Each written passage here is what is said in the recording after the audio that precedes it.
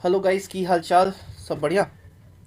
देखो यार, अभी तक हमने cyclic and non cyclic photo phosphorylation जो कि 13.6.2 है, इससे पहले तक पढ़ा है। ठीक है, तो एक बार मैं तुम लोगों को 5 मिनट में अभी तक जो हमने पढ़ा है वो रिवाइज करा देता हूँ। देखो, सबसे पहले कौन था? र्यूमेन कामन था। ठीक है, वो क्या किया? तो वो देखा कि ऑक्सीजन जो है फोटोसिंथेसिस के दौरान इवॉल्व जो हो रहा है वो कहाँ से हो रहा है? वाटर से हो रहा है। ठीक है, और वो क्या किया था? तो हेवी आइसोटोप यूज़ किया था। किसका? ऑक्सीजन का। पहला। दूसरा, केल्विन का एक्सपेरिमेंट किस पे हुआ था? वो हुआ था क्लोरेला पे। ठीक है, और उससे वो क्या किया था? तो डार्क रिएक्शन के पाथवे को जाना था किसमें? C3 प्लांट में। ठीक है, उसके बाद और क्लोरेला क्या होता है? तो ग्रीन अलगा होता है। ओके, चलो उसके बाद फिर हम लोग आए थे किस पे? तो केल्विन। हाँ, केल्विन हो गया। उसके बाद हम आए थे कंपोनेंट ऑफ क्लोरोफिल पे। तो इसका कंपोनेंट कौन सा होता है? वो मैग्नीशियम होता है। ठीक है, दूसरी बात कि क्लोरोफिल मॉलिक्यूल जो होता है वो कैसा होता है? तो वो टेट्रा पायरोलिक होता है, या फिर उसी को हमने क्या नाम दिया था? पोरफायरिन हेड और एक फाइटोल टेल नाम दिया था। और मैग्नीशियम एटम जो होता है वो कहाँ कहाँ प्रेजेंट होता है? तो सेंटर ऑफ पोरफायरिन हेड में प्रेजेंट होता है। चलो, एक पॉइंट जो मैं तुम लोगों से और डिस्कस करना चाहूँगा वो है क्या? तो स्पॉन्जी पेरेनकाइमा के बारे में। क्या? Spongy parenchyma. रुको मैं लिख ही देता हूँ, है ना? क्या? प्रीवियस। हाँ, यहीं पे एक पॉइंट डाल के मैं यहाँ लिख देता हूँ क्या? कि एक होता है स्पॉन्जी पेरेनकाइमा। स्पॉन्जी पेरेनकाइमा ये क्या होता है? तो ये प्रेजेंट होता है हमारा पेलिसेड सेल्स के नीचे। ठीक है, पेलिसेड सेल्स के नीचे प्रेजेंट होता है। कौन? Palisade parenchyma. ओके, कोई दिक्कत? ओके, दूसरा चीज जो हम इसके बारे में जानना चाहिए कि इसमें इसमें क्लोरोप्लास्ट होता है या नहीं होता है? तो हाँ, इसमें क्लोरोप्लास्ट प्रेजेंट होता है। किसमें? स्पॉन्जी पेरेनकाइमा में क्लोरोप्लास्ट प्रेजेंट होता है। ठीक है, ओके। दूसरी बात कि ये एक दूसरे से कैसे अटैच होते हैं? तो ये एक दूसरे से अटैच होते हैं इनके बीच के इंटरसेलुलर स्पेस के द्वारा। किसके द्वारा? इंटरसेलुलर स्पेस के द्वारा। ओके, इस कारण से स्टोमेटा को जो है गैसियस एक्सचेंज में मदद मिल जाता है। कोई दिक्कत? चलो, उसके बाद हम अपन आए थे कहाँ पे? तो फोटोसिंथेटिक यूनिट पे, या जिसको हमने दूसरा नाम क्या दिया था? कि क्वांटासोम दिया था। ओके, तो इसको अगर हम लोग बोलें तो ये क्या है? स्मॉलेस्ट ग्रुप है पिगमेंट का। ठीक है, स्मॉलेस्ट ग्रुप है किसका? पिगमेंट का, जो कि फोटोकेमिकल रिएक्शन में एक्ट करता है, पार्टिसिपेट करता है। ओके, उसके बाद इसमें क्या होता है? लाइट का एब्जॉर्प्शन होता है और फिर माइग्रेशन होता है एनर्जी ट्रैप करके, और उसके बाद इलेक्ट्रॉन को इजैकुलेट करके और इलेक्ट्रॉन को दूसरे के पास भेजा जाता है। चलो, एक और बात जो मैंने करी थी वो क्या करी थी? कि साइज ऑफ क्वांटासोम ये कितना होता है? तो ये होता है 175 एंगस्ट्रॉम का। कितना? 175 एंगस्ट्रॉम। भाई लोग याद रखना, ऐसा नहीं है कि मैं हवा में बात कर रहा हूँ। क्वेश्चन आए हुए हैं डीयू में। जब पहले दिल्ली का एग्जाम होता था ना, उसमें ये क्वेश्चन पूछा गया है। तो जरूरी नहीं है कि क्वेश्चन नहीं आए, क्वेश्चन आ भी सकता है। ठीक है, अगर मान लो डायरेक्ट नॉलेज बेस्ड क्वेश्चन पूछना हो तो पूछा जा सकता है ना यार, क्या दिक्कत है? और एक्स्ट्रा पॉइंट ज़्यादा तो मैं कुछ तुम लोगों को बता नहीं रहा हूँ। ओके, उसके बाद मैंने तुमसे बात की थी कि एक क्वांटासोम में कितने क्लोरोफिल होते हैं? तो लगभग 230 के आसपास क्लोरोफिल होते हैं, जिसमें से क्लोरोफिल ए कितने होते हैं? तो वो 160 होते हैं, और क्लोरोफिल बी कितने होते हैं? वो 70 होते हैं। कैरोटिनॉइड्स 50 के आसपास होते हैं, बट उनकी ज़रूरत नहीं है। ठीक है, चलो अब आते हैं कि क्लोरोफिल और एसेसरी पिगमेंट ये दो फोटो सिस्टम में लाई करते हैं, जिसको हम लोगों ने क्या नाम दिया था? Photo system 1 and photo system 2। कोई दिक्कत? ये फोटो सिस्टम कहाँ प्रेजेंट होते हैं? तो थाइलेकोइड मेम्ब्रेन में प्रेजेंट होते हैं। ओके, इनके पास क्या होता है? तो एक एंटीना होता है, एक जिसे हम लोग दूसरा नाम क्या देते हैं? लाइट हार्वेस्टिंग कम्प्लेक्स या LHC। कोई दिक्कत? चलो, अब ये जो तुम्हारा LHC है, इसमें कितने, एक LHC में कितने पिगमेंट प्रेजेंट होते हैं? तो उनका नंबर होता है लगभग 200 से 300। ठीक है, दूसरी बात कि ये जो तुम्हारे रिएक्शन होते हैं LHC में, जो तुम्हारे LHC का जो तुम्हारा रिएक्शन सेंटर होता है, उसमें 200 क्लोरोफिल मॉलिक्यूल लगभग प्रेजेंट होता है। कोई दिक्कत? चलो, उसके बाद हमने एक टर्म यूज़ किया था साइटोक्रोम। तो साइटोक्रोम नाम हमने क्यों दिया था? तो साइटोक्रोम नाम ब्लू लाइट के रिसेप्टर्स के कारण दिया गया था। ठीक है, और इसको आज हम लोग क्या कहते हैं? कि subset of blue light receptors है। कोई दिक्कत? देखो, इसमें अगर हम लोग और डीप में जाना चाहे ना, तो फिर ये फ्लेवोप्रोटीन फैमिली का होता है एंड ऑल, सारा कुछ है, बट उतना डीप में नहीं जाने का। जो अपना कंसिडरेबल पार्ट है, बस उसी को हम लोग लेके चलेंगे। चलो, अब अगर मैं तुम लोगों से क्वेश्चन पूछूं कि भाई लोग मुझे ये बताओ कि मैक्सिमम फोटोसिंथेसिस कहाँ होता है, रेड रीजन में या ब्लू रीजन में? तो तुम्हारा आंसर क्या होगा? ग्राफ देखो, एक बार ग्राफ देखो और आंसर करो। चलो, मैं बता देता हूँ। देखो, मैक्सिमम फोटोसिंथेसिस जो तुम्हारा होता है ना, वो होता है रेड लाइट में। ठीक है, और उसके बाद फिर होता है ब्लू लाइट में।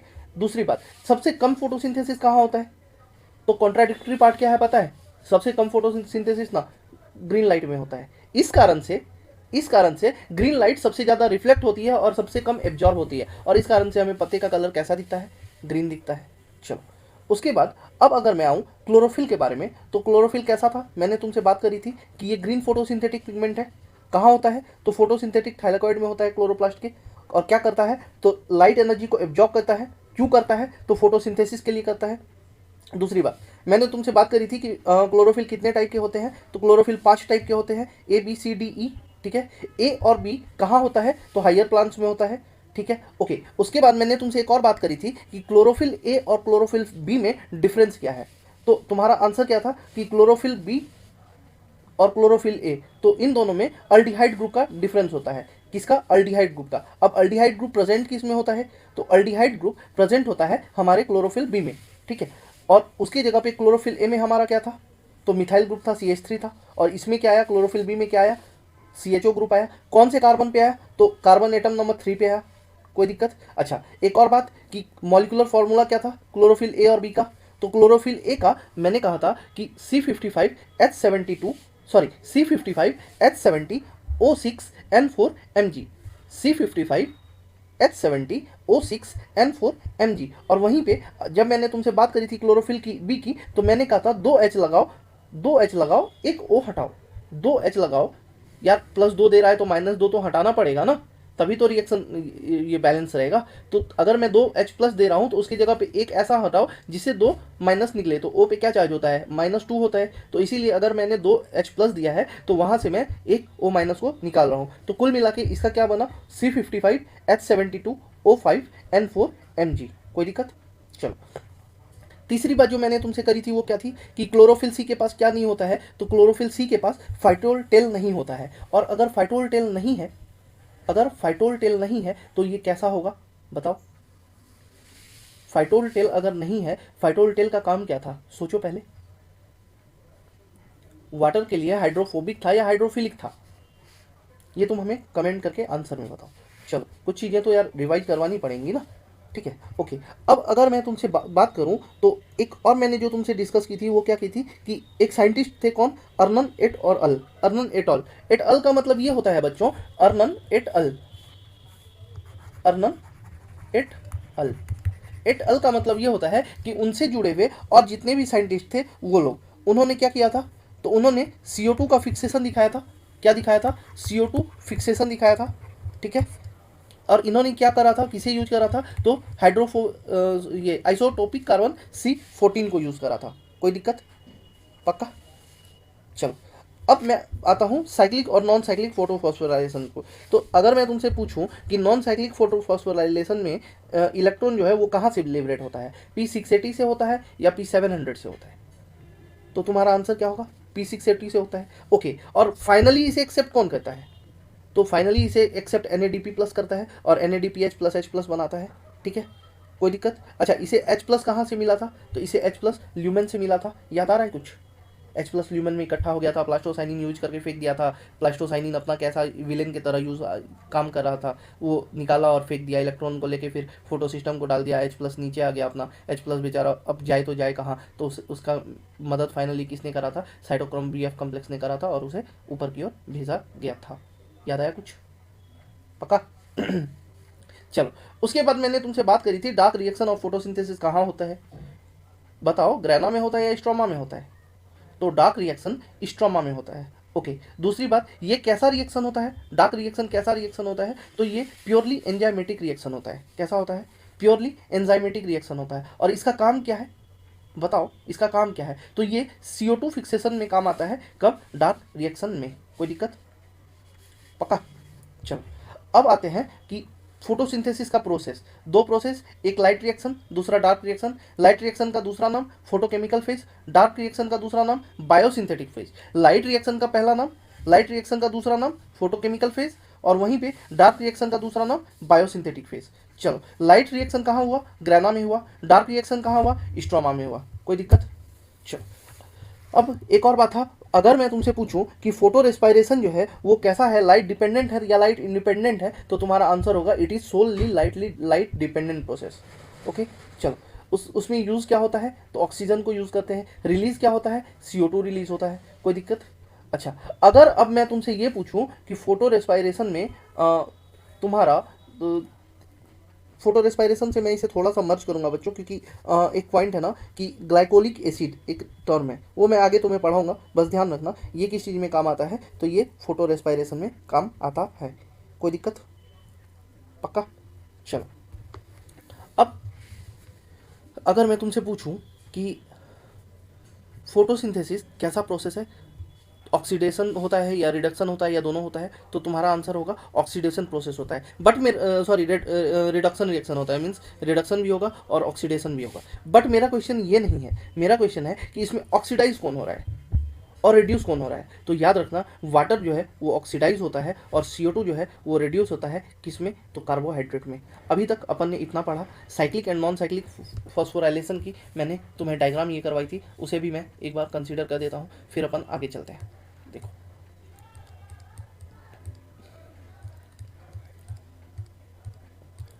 अपन ने साइक्लिक फोटोफॉस्फोराइलेशन में क्या बोला था, इसका दूसरा नाम क्या है, फ्लिप फ्लॉप मूवमेंट है। स्ट्रोमा ऊपर, ल्यूमेन नीचे। ऊपर निगेटिव रेडॉक्स पोटेंशियल, नीचे positive redox potential. Redox potential का मतलब इलेक्ट्रॉन लेने की टेंडेंसी, ठीक है। PS1 को सबसे पहले लाइट मिला, इलेक्ट्रॉन निकला, इलेक्ट्रॉन गया किसके पास, FeS के पास। FeS बोला अरे यार मेरे पास तो एनर्जी आ गया। फिर आगे फेरोडॉक्सिन था, उसने कहा ज़्यादा उछल मत, जल्दी से मुझे पास कर दे, ठीक है। वो उसे उसे पास करना पड़ा, उसने पास करा, फेरोडॉक्सिन के पास आया। फेरोडॉक्सिन समझ गया था कि सब मोह माया है, मेरे आगे भी बैठे हुए हैं तो मुझे भेजना पड़ेगा, उसने साइटोक्रोम बी के पास भेज दिया। साइटोक्रोम बी भी वक्त के साथ समझ गया था कि यार अपन कुछ है नहीं, अपन को सारा कुछ लेने के बाद फिर देना ही है, कोई प्रॉफिट तो होना नहीं है। उसने क्या करा, प्लास्टोक्यूनोन को चुपचाप थमा दिया कि लो प्लास्टोक्यूनोन भैया तुम पकड़ लो इसे। प्लास्टोक्यूनोन लिया, बोला अरे अगर मैं लिया हूँ तो कुछ तो यूज करूँ। उसने क्या बना दिया, H+ लेके, H+ उसने कहाँ से लिया, स्ट्रोमा से लिया, और इलेक्ट्रॉन तो आ ही गया, तो इलेक्ट्रॉन लेके उसने क्या बनाया, प्लास्टोक्यूनॉल बना दिया। लेकिन प्लास्टोक्यूनॉल बनने के बाद भी उसे समझ आया कि अरे अब तो मेरे से साइट, उसने सोचा कि यार अब तो मेरे से इलेक्ट्रॉन नहीं मांगा जाएगा क्योंकि मैंने तो इलेक्ट्रॉन यूज कर दिया, H+ के साथ मिलकर PqH2 बना दिया। लेकिन साइटोक्रोम F तब तक में चिल्लाता है अबे जल्दी इलेक्ट्रॉन दे, लेट हो रहा है, ठीक है, PS1 इंतजार कर रहा है। तो फिर इसे क्या करना पड़ा, इसे अपने इलेक्ट्रॉन को छोड़ना पड़ा। अब ये सोचा जब इलेक्ट्रॉन चला गया तो ये H+ मेरे किस काम का है, फेंक इसे। उसने क्या करा, H+ को फेंक दिया। वो H+ कहाँ इकट्ठा हो गया, अब अपने ल्यूमेन में इकट्ठा हो गया। ओके, अब साइटोक्रोम F लिया। साइटोक्रोम F का काम था इसको PS1 तक पहुंचाना, लेकिन बीच में विलेन बन के बैठा हुआ था अपना प्लास्टोसाइनिन। प्लास्टोसाइनिन ने उसे रोक लिया कि अबे तेरा ध्यान किधर है, तेरा हीरो इधर है। वो बोला अबे तू तो हीरो ही नहीं, तू तो विलेन है। बोला ठीक है, लेकिन आखिर में जीत आखिरकार किसकी हुई, अपने हीरो साहब की। और वो कौन थे, तो PS1 थे, ठीक है। उसने फाइनली फिर से वो इलेक्ट्रॉन जो उसने खोया था, फिल्म की स्टार्टिंग में होता है ना, हीरोइन बिछड़ जाती है, लेकिन फाइनली आते आते आते आते हीरोइन मिल जाती है। तो यही केस था अपने PS1 के साथ। ये था अपना साइक्लिक फोटोफॉस्फोराइलेशन। ओके, अब ये H+ जो यहाँ जमा हुआ था, इसने ये H+ क्या हुआ, ये भटक रहा है बेचारा कि हम तो स्ट्रोमा में बहुत खुश थे, यहाँ तो मेरे को कुछ मिल ही नहीं रहा, ना दाना मिल रहा ना पानी मिल रहा। तो ये F0 F1 बोलता है अरे रो मत भैया, तुमको ऊपर पहुंचाने की जिम्मेदारी मेरी, ठीक है। एक साइड हीरो होता है ना जिसका काम होता है सपोर्ट करना, तो उसने इसे सपोर्ट करा। यहाँ साइड हीरो का रोल किसने निभाया, तो ये thylakoid membrane F0 F1 particle ने निभाया, और इसे लेके, जो कि एक ट्रांस मेम्ब्रेन प्रोटीन भी होता है, तो ये H+ को लेके और इसे वापस से कहाँ पहुंचा दिया, स्ट्रोमा में पहुंचा दिया। ये थी अपनी कहानी साइक्लिक फोटोफॉस्फोराइलेशन की। चलो अब आते हैं नॉन साइक्लिक फोटोफॉस्फोराइलेशन। PS2 और PS1 दोनों साइमल्टेनियसली चलते रहते हैं। ये कहा नहीं जा सकता कि कौन पहले स्टार्ट हुआ कौन बाद में स्टार्ट हुआ, बट अपन स्टार्ट करते हैं कहाँ से, PS2 से। उसके नीचे क्या प्रेजेंट है, वाटर प्रेजेंट है। वाटर का क्या होगा, वाटर टूटेगा, स्प्लिट होगा। स्प्लिट होगा तो किसमें होगा, 2H2O है, यानी कि 4 इलेक्ट्रॉन। 4 इलेक्ट्रॉन अब अलग हुआ तो H+ भी अलग होगा और O2 भी अलग होगा। ओके, जब ये अलग हुआ तो इलेक्ट्रॉन को तड़ से किसने बोला, PS2 ने बोला अबे भाई साहब आ जा इधर, ठीक है। वहाँ पे क्या प्रेजेंट है, OEC प्रेजेंट है, ऑक्सीजन इवॉल्विंग कॉम्प्लेक्स, ठीक है। वो किसके प्रेजेंस में एक्टिवेट होता है, जानना बहुत जरूरी है। 3 होते हैं, MnCl और calcium, Mn manganese, Cl chlorine और कैल्शियम, ठीक है। PS2 के पास आया, PS2 ने क्या करा, अपहिल ट्रांसपोर्ट किया और उसके बाद दे दिया इसे किसे, फियोफाइटिन को। फियोफाइटिन क्या है भैया, तो कुछ भी नहीं है, क्लोरोफिल में से Mg को निकाल दो, वो जो तुम्हारा पायरोल रिंग है, टेट्रा पायरोल रिंग अंदर में, प्लस वो तुम्हारा क्या बन गया, वो फियोफाइटिन बन गया फाइटोलटेल के साथ। ओके, फियोफाइटिन को समझ आ गया था, फियोफाइटिन समझदार हो चुका था किसे देख देख के, तो PS2 को देख देख के। फियोफाइटिन ने क्या करा, तुरंत उसे लेके दे दिया किसे, प्लास्टोक्यूनोन को। प्लास्टोक्यूनोन ने वक्त जरा भी बिल्कुल भी बर्बाद नहीं किया, उसने दिया किसे, साइटोक्रोम BF कॉम्प्लेक्स को। साइटोक्रोम BF कॉम्प्लेक्स ने उसे दिया किसे, प्लास्टोसाइनिन को, ठीक है। प्लास्टोसाइनिन के पास जैसे ही गया उसने किसे दे दिया, PS1 को। यहाँ तक तो अपना प्रोसेस सेम था। ओके, अब इसके बाद यहाँ से ये चला जाता है FES या फिर फेरोडॉक्सिन के पास। किसके पास, फेरोडॉक्सिन के पास। ये अपना PS1 यहाँ से अपना आगे चलेगा। FES क्या करेगा, तो फाइनली ये इलेक्ट्रॉन किसे दे देगा, तो NADP प्लस को दे देगा। H+ वहाँ स्ट्रोमा में पहले से प्रेजेंट है, ये इलेक्ट्रॉन को लेके क्या बना देगा, तो NADPH प्लस H+ बना देगा। ठीक है, इसके साथ साथ एनर्जी जो है वो रिलीज हो जाएगी। समझ आई बात। ADP से हमारा क्या बन जाएगा, ATP बन जाएगा। और फाइनली यहाँ पे भी ये जो H+ हमारा ल्यूमेन में इकट्ठा हो गया है उसे फिर से वापस स्ट्रोमा में भेज दिया जाएगा। तो कुल मिला के अगर मैं तुमसे ये पूछूं कि जो तुम्हारा विलेन था वही किसके बीच का ये रोल प्ले कर रहा था, दूल्हा और दुल्हन। यहाँ मैं दूल्हा मानता हूँ PS2 को, तो दुल्हन मानता हूँ PS1 को। तो PS1 और PS2 के बीच का जो विलन था वो कौन था, वो अपना प्लास्टोसाइनिन था। इसी के साथ अपना कहानी होता है आज समाप्त, और अब हम चलते हैं अपने नेक्स्ट पार्ट की ओर। अभी तक मैंने जितना भी पढ़ाया था वो मैंने आप लोगों से डिस्कस कर लिया है। चलिए, cyclic and non cyclic photophosphorylation detail में अब चलते हैं। एनसीईआरटी की लाइंस क्या कहती है, वैसे तो मैंने तुम्हें बता ही दिया है। Living organisms have the capability of extracting energy from oxidizable substances and store this in the form of bond energy. ठीक है, ATP। Okay, special substances like ATP carry out this energy in their chemical bonds. किसमें, अपने bond के बीच में इससे कैरी करती है।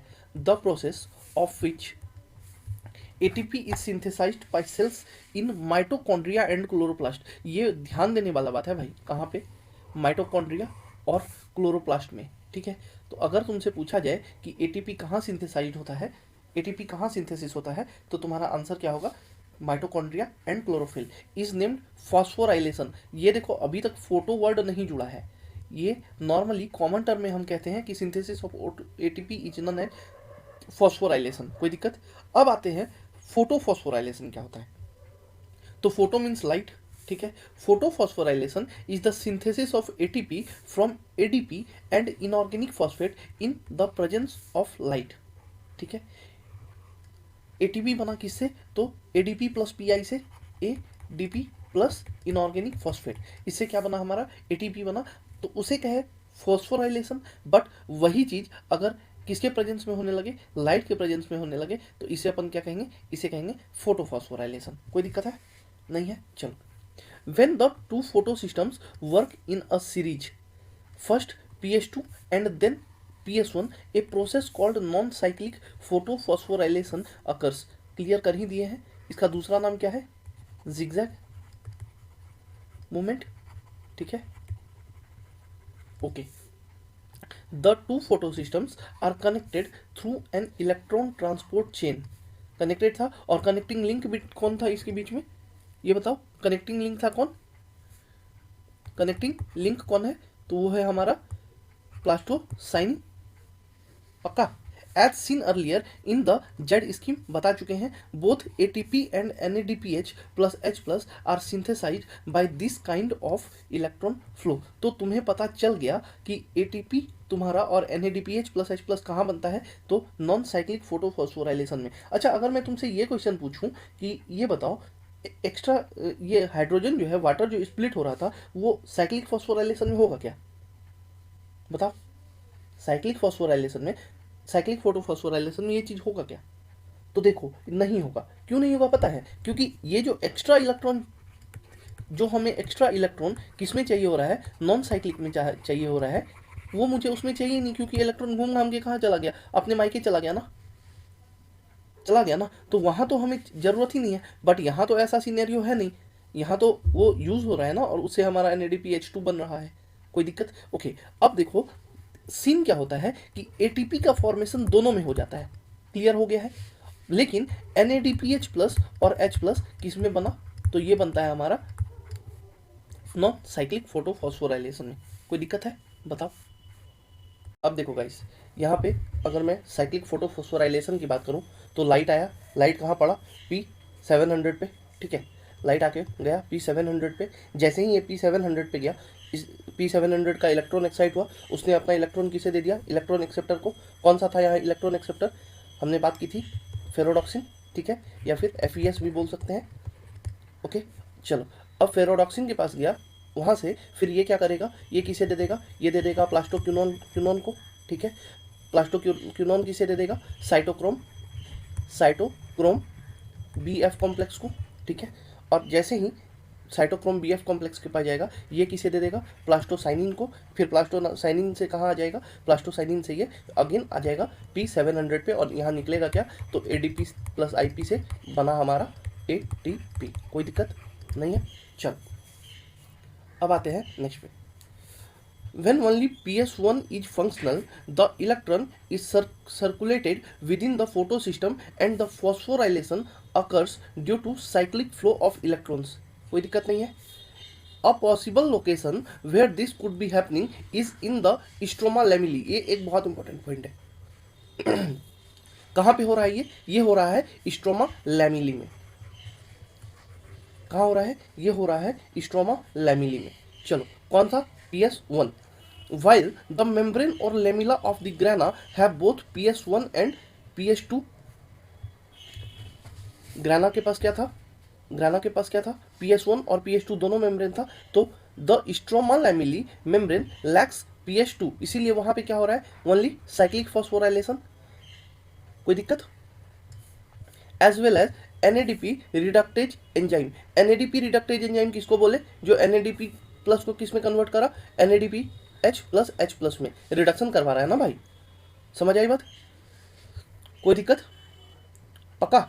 स्ट्रोमा लैमिली में तुम्हारा क्या क्या एब्सेंट होता है, PS2 और NADP रिडक्टेज, इसीलिए तो वहाँ पे NADPH का फॉर्मेशन नहीं हो पाता है ना, जबकि PS1 के पास हर कुछ है। PS1 सुखी समृद्ध इंसान है, ठीक है। अगर सुखी समृद्ध इंसान है तो उसके पास घर भी है, गाड़ी भी है, बंगला भी है, हर कुछ है। तो PS1 के पास सारा कुछ है, लेकिन PS2 के पास stroma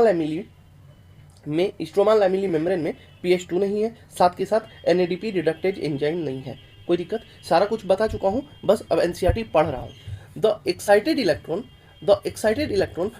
does not pass on to NADP+, but is cycled back to the PS1 complex through the electron transport chain। इसीलिए तो इसका नाम क्या है, इसका नाम साइक्लिक फोटोफॉस्फोराइलेशन है ना। This cyclic flow hence results only in the synthesis of ATP, सिर्फ क्या बना, ATP बना, but not of NADPH+H+। यहाँ तक कोई दिक्कत। Cyclic photophosphorylation also occurs when only light of wavelength beyond 680 nanometer are available for excitation। कोई दिक्कत है गाइस, तो बताओ।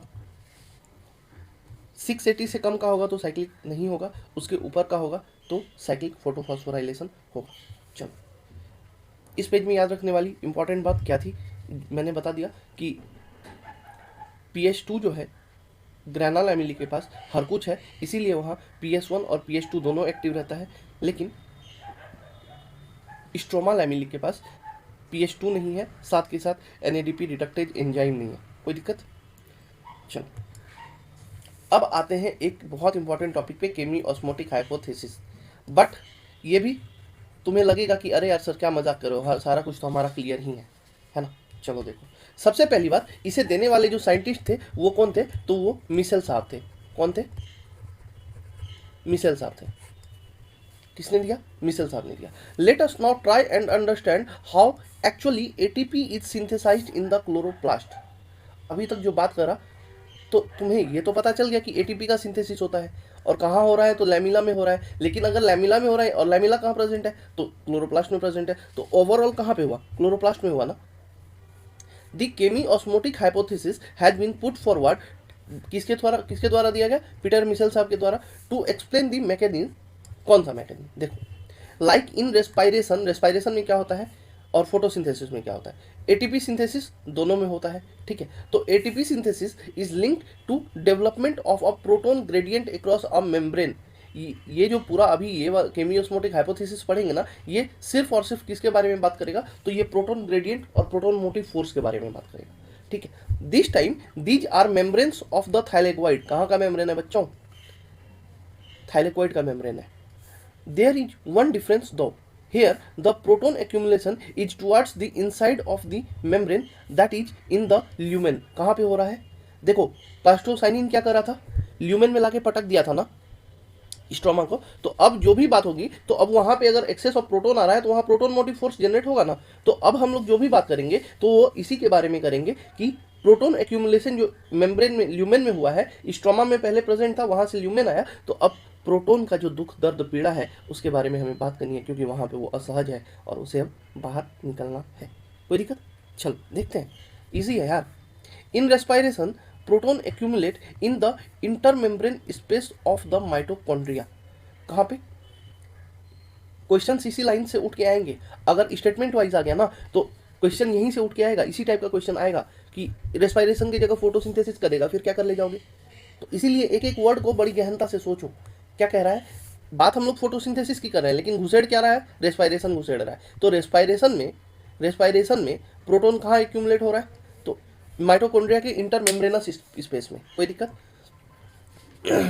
When electron move through electron transport system, ठीक है। Let us understand what causes the proton gradient across the membrane. ये क्यों create हुआ, ये प्रोटोन मोटिव फोर्स क्यों क्रिएट हुआ, उसके बारे में बात करते हैं। We need to consider again the process that takes place during the activation of electrons and their transport to determine the steps that causes a proton gradient to develop। ये सारा प्रोसेस देखते हैं कि कैसे कैसे होता है। तो देखो, सबसे पहले हमारा क्या हुआ, सबसे पहले since splitting of water, OEC water split हुआ, takes place on the inner side of the membrane. मैंने बनाया था डायग्राम, देखो एक बार ध्यान से। ये हमारा ल्यूमेन था, ठीक है, ये हमारा ल्यूमेन था, ये हमारा स्ट्रोमा था, ठीक है। इनर साइड में क्या हो रहा था, H2O स्प्लिट हो रहा था, H2O स्प्लिट हो रहा था, 4H प्लस बन रहा था, 2H2O से 4 इलेक्ट्रॉन निकल रहा था और O2 निकल रहा था। पक्का ध्यान है? तो देखो, द प्रोटॉन्स और hydrogen ions that are produced by the splitting of water, कितना 4H plus, accumulate within the lumen of the thylakoid. ये है तो टोटल थाइलेकोइड मेम्ब्रेन ही ना, तो कहाँ पे इकट्ठा हो गया, ल्यूमेन में इकट्ठा हो गया। चलो, या तुम्हें सारा कुछ होगा यार, क्योंकि तुमने सारा कुछ, मैंने डायग्राम अच्छे से एक्सप्लेन कर रखा है, ठीक है। देखो, as electrons move through the photosynthesis sorry, as electron move through the photosynthesis, photons are transported across the membrane। सही बात है। This happens because the primary acceptor of electron कौन सा था, याद करो, फियोफाइटिन के बारे में बात कर रहे हैं। प्राइमरी एक्सेप्टर ऑफ इलेक्ट्रॉन कौन था, फियोफाइटिन था, which is located towards the outer surface of the membrane. तुम्हें याद है वो डायग्राम में मैंने फियोफाइटिन ऊपर बनाई थी, PS2 नीचे बनाया था, याद आ रहा होगा ना। तो अब देखो वो कहाँ पे है, सरफेस के जस्ट नीचे फियोफाइटिन प्रेजेंट है ना। तो transfer its electron not to an electron carrier but to an hydrogen carrier. भाई लोग, क्या हो गया, ये क्या हो गया, इलेक्ट्रॉन को किसे दे दिया गया। याद करो, मैंने तुम्हें बताया था कि प्लास्टोक्यूनॉन क्या होता है, प्लास्टोक्यूनॉन इलेक्ट्रॉन एक्सेप्टर तो होता ही है, साथ ही साथ एक हाइड्रोजन कैरियर भी तो होता है। तो हम किसके बारे में बात कर रहे हैं, प्लास्टोक्यूनॉन के बारे में बात कर रहे हैं। किसके पास आ गया, प्लास्टोक्यूनॉन के पास। Hence this molecule removes a proton from the stroma while transporting an electron. क्या करा, प्लास्टोक्यूनॉन के पास जैसे ही एक इलेक्ट्रॉन आया तो उसने क्या करा, स्ट्रोमा से क्या उठा लिया, हाइड्रोजन उठा लिया, और क्या बन गया, PqH2, प्लास्टोक्यूनॉल। याद आ रहा है। When this molecule passes on its electron to the electron carrier on the inner side sorry, on the inner side of the membrane, the proton is released into the inner side or the lumen inside of the lumen side of the membrane। कुछ समझ आया, कुछ समझ आया, नहीं आया। देखो क्या कह रहा है यहाँ पे, जैसे ही तुम्हारा मॉलिक्यूल आगे बढ़ा, कहाँ से, प्लास्टोक्यूनॉन से, किसके पास गया था, साइटोक्रोम BF के पास गया था, वहां से किसके पास आया था, तो प्लास्टोसाइनिन के पास आया था ना, प्लास्टोसाइनिन के पास आया था ना। प्लास्टोसाइनिन ने क्या करा था, उसे नीचे फेंक दिया था ना, ल्यूमेन में फेंक दिया था ना। समझ आ रही है बात, सब मुंह माया है, समझ आ रही है। तो देखो ये क्लियर हुआ, चलते हैं आगे, क्या कह रहा है। The NADP reductase enzyme is located on the stroma side of the membrane. NADP कहाँ होता है, ऊपर की साइड होता है, ऊपर क्या होता है, स्ट्रोमा होता है। पॉजिटिव रेडॉक्स पोटेंशियल कहाँ होता है, ऊपर या नीचे, नीचे। ऊपर क्या होता है, negative redox potential. Redox potential का मतलब क्या होता है, इलेक्ट्रॉन लेने की टेंडेंसी। ध्यान आ रहा है, जिसका जितना ज़्यादा रेडॉक्स पोटेंशियल वो उतना ज़्यादा इलेक्ट्रॉन लेगा, इसीलिए तो नीचे वाला ज़्यादा इलेक्ट्रॉन लेता है। कोई दिक्कत, चलो along with electrons that come from the acceptor of electrons of PS1. कहाँ से आया? PS1 का इलेक्ट्रॉन एक्सेप्टर कौन था? याद करो, प्लास्टोसाइनिन था। प्लास्टोसाइनिन था ना। अब हम बात करें किसके बारे में? प्लास्टोसाइनिन के बारे में। Protons are necessary for the reduction of NADP+ to NADPH+H+। तो अब जब वहां पे हमें किसकी जरूरत है? वहां पे हमें जरूरत है हाइड्रोजन की, ताकि ये NADP के पास इलेक्ट्रॉन तो पहुंच गया ना, लेकिन अब उसे हाइड्रोजन भी तो चाहिए। तो अब हमारे पास दो है।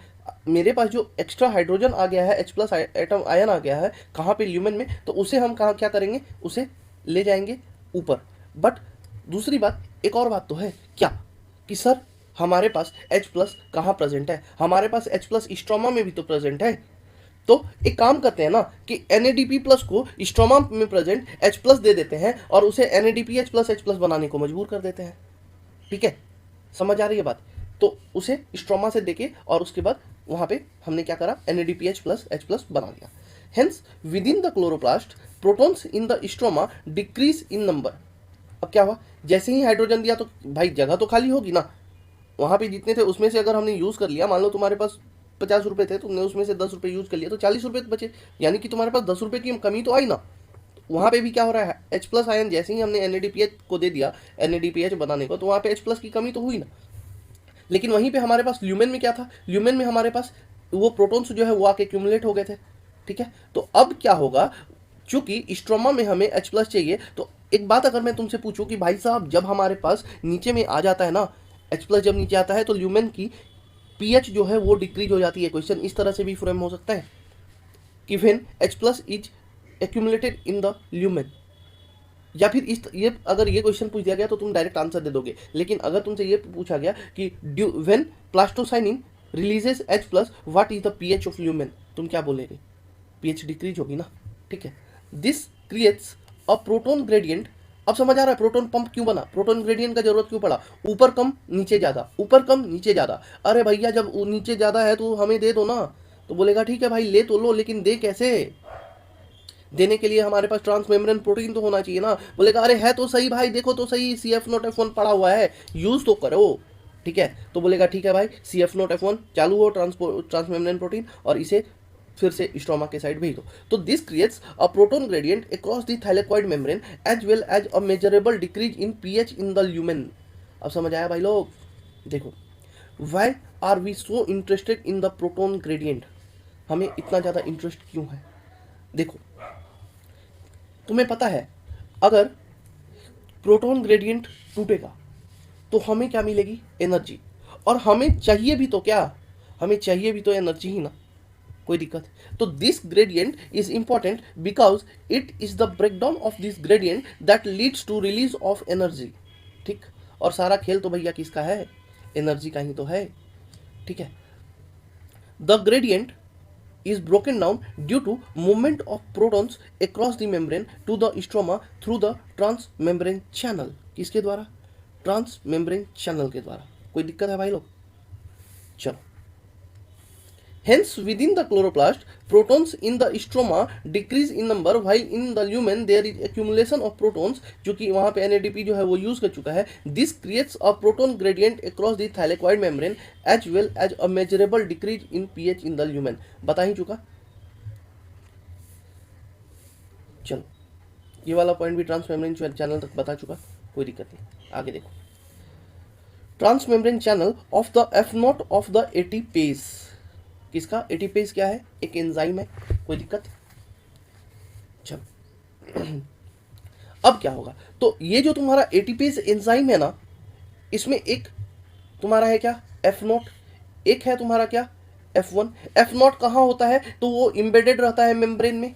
F0 कहाँ होता है? तो वो इम्बेडेड रहता है मेम्ब्रेन में। ठीक है, और F1 कहाँ होता है? ऊपर की, सॉरी नीचे की साइड। चलो, and forms a transmembrane channel that carries out facilitated diffusion। भाई साहब किसका बात कर रहे हैं? फैसिलिटेटेड डिफ्यूजन का बात कर रहे हैं। एटीपी यूज करना है या नहीं करना है? नहीं करना है सर।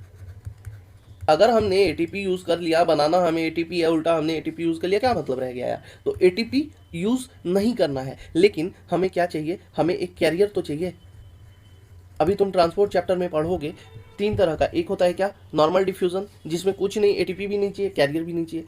फैसिलिटेटेड डिफ्यूजन, इसमें एटीपी नहीं चाहिए, एटीपी नहीं चाहिए, डेफिसिट पहले से काउज है, ग्रेडियंट पहले से बना हुआ है, तो हमें एटीपी की नीड नहीं होगी, लेकिन चूंकि वो अपने से नहीं भाग सकता। एक होता है ना पोटेंशियल इंसान होता है, ठीक है, बट उसे पता ही नहीं होता है कि उसमें कितना पोटेंशियल भरा पड़ा है, तो उसे क्या करना पड़ता है, हमें बूस्टअप करना पड़ता है। और जैसे ही तुम उसे बूस्टअप कर दो, पता चला भाई साहब 100 मीटर की रेस में सबसे आगे वही है।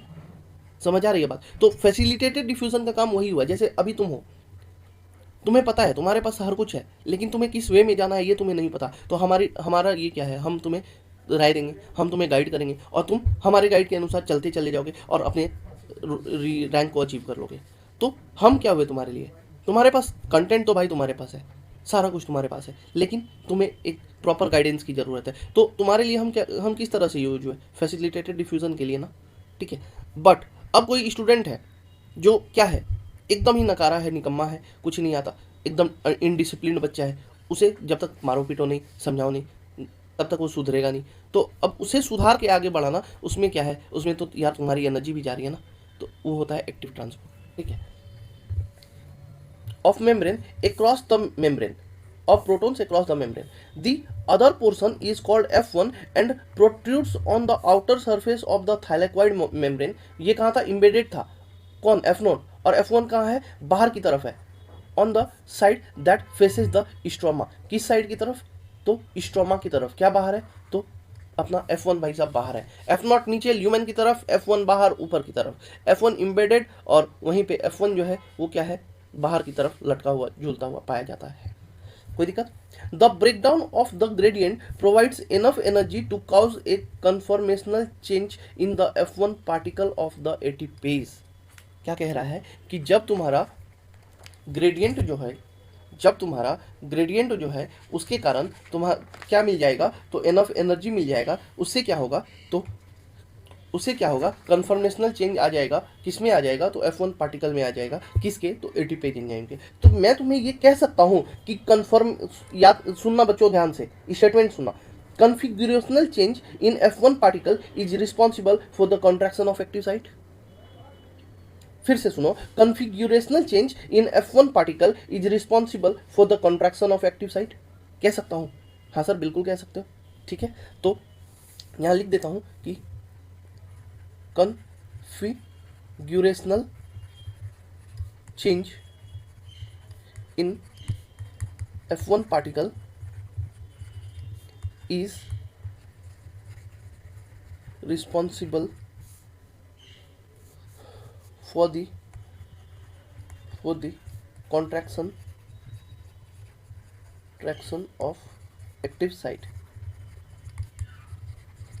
कोई दिक्कत भाई लोग? तो देखो, ATPase which makes the enzyme synthesis several molecules of energy packed ATP. क्या हुआ?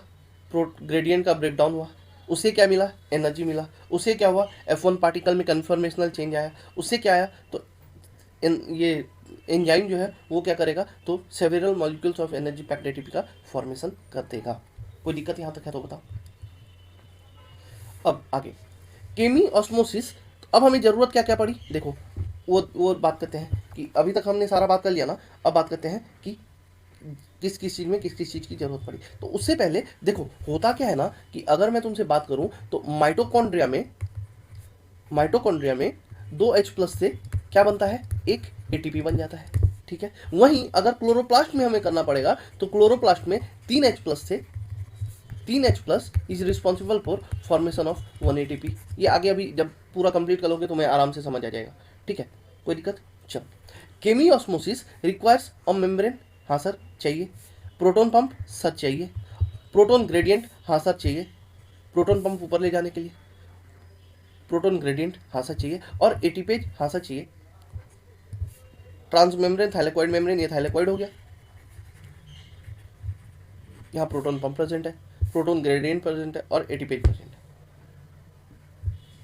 Energy is used to pump protons across a membrane to create a gradient और a high concentration of proton within the thylakoid membrane, thylakoid lumen. Energy is used to pump protons across a membrane. Pump किया जा रहा है ना, उससे क्या होगा, जब डेफिसिट हुआ तो एक ग्रेडियंट बनेगा, ठीक है। और दूसरी बात, हाई कंसंट्रेशन ऑफ प्रोटॉन तुम्हारा कहाँ पे क्रिएट हो गया है, तो वो तुम्हारा ल्यूमेन में क्रिएट हो गया है। एनसीईआरटी बस बातों को घुमाता है यार, ठीक है।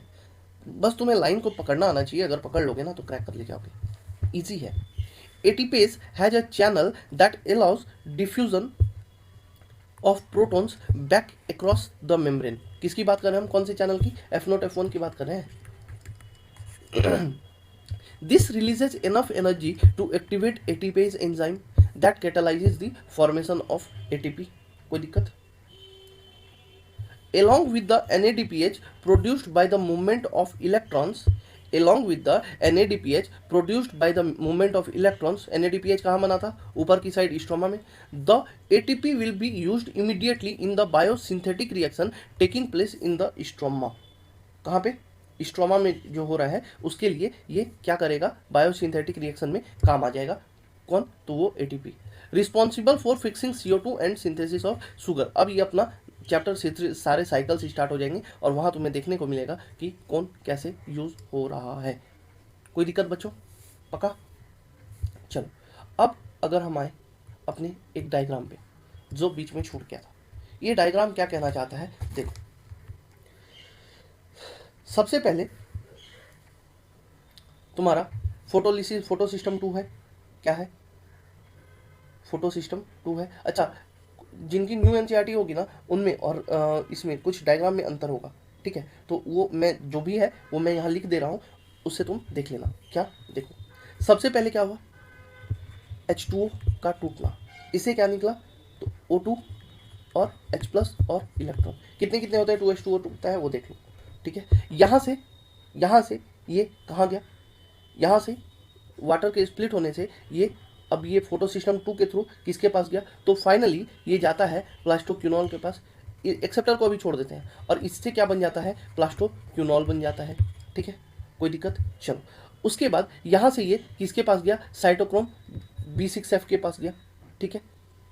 कोई दिक्कत है, साइटोक्रोम B6F के पास गया तो साइटोक्रोम B6F क्या किया, यहाँ से प्लास्टोसाइनिन का रोल आया, और उसके बाद H+ को जो है इसने इलेक्ट्रॉन ले लिया, इलेक्ट्रॉन को आगे सरपास कर दिया गया, और किसके पास, तो प्लास्टोसाइनिन के पास, और H+ को कहाँ छोड़ दिया गया, तो ल्यूमेन में इकट्ठा होने को छोड़ दिया। ये जो बाहर की साइड है ये स्ट्रोमा है, और अंदर की साइड जो है वो हमारा क्या है, ये हमारा ल्यूमेन है। कोई दिक्कत। तो H+ देखो, H+ कहाँ इकट्ठे हो गए हैं, ल्यूमेन में इकट्ठा हो गया, ठीक है। ओके, अब ये प्लास्टोसाइनिन जो है ये क्या करेगा, तो फेरोडॉक्सिन के मदद से ये PS1 से इलेक्ट्रॉन ये इजेक्ट कराएगा, फिर किसका रोल आएगा, फिर रोल आएगा अपना फेरोडॉक्सिन का, फेरोडॉक्सिन से फाइनली ये क्या होगा, तो NADPE+ के पास इलेक्ट्रॉन पहुंचा देगा, और H+ में जो ये प्रेजेंट है, स्ट्रोमा में जो H+ प्रेजेंट है, तो वहाँ से हमारा NADP+ प्लस H मिल के NADPH बना देगा। कोई दिक्कत। तो अगर मैं बात करूँ NADP का रिडक्शन हो रहा है, तो मैं कह सकता हूँ कि NADP reductase enzyme is present. कहाँ प्रेजेंट है, क्वेश्चन आ सकता है भाई लोग, ध्यान रखना, किस साइड प्रेजेंट है, स्ट्रोमा में या ल्यूमेन में, क्वेश्चन ये पूछा जाएगा। तो कहाँ प्रेजेंट है, अगर तुम्हें डायग्राम सही से याद रहेगा तो तुम बता पाओगे कि यस सर, अगर ये स्ट्रोमा में हो रहा है, H+ को स्ट्रोमा से लिया जा रहा है, तो ऑब्वियस सी बात है कि NADP रिडक्टेज एंजाइम कहाँ प्रेजेंट होगा, तो वो प्रेजेंट होगा अपना स्ट्रोमा में। कोई दिक्कत।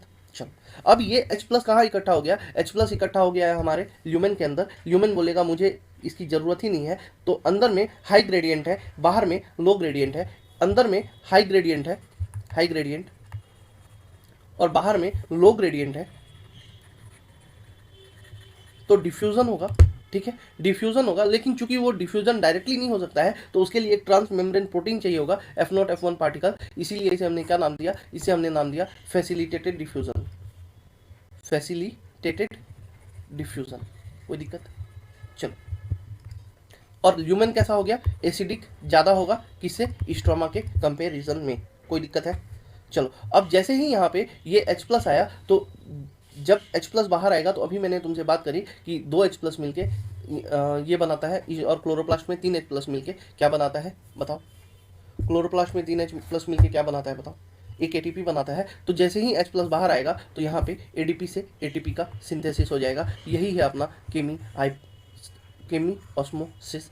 कोई दिक्कत, पक्का।